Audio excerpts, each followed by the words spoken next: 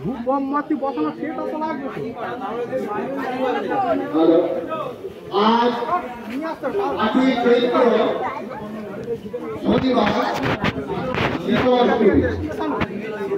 শনিবার ধরে আমরা দীর্ঘ 38টা বছর মা মনসা শীতলা মায়ের পূজা করে চলেছি।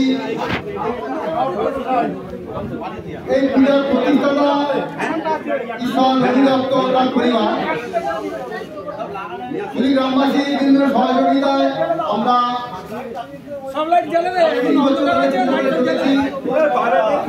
তাই বলছি আমরা মায়ের মন্দিরটাকে একবার দর্শন করে যান এবং হাতের হাত বাড়িয়ে দেন। আমরা কেউ কিছু নিয়ে যাবো না, আপনারা যতটুকু পারবেন আমাদের সাহায্যের হাত বাড়িয়ে দেবেন।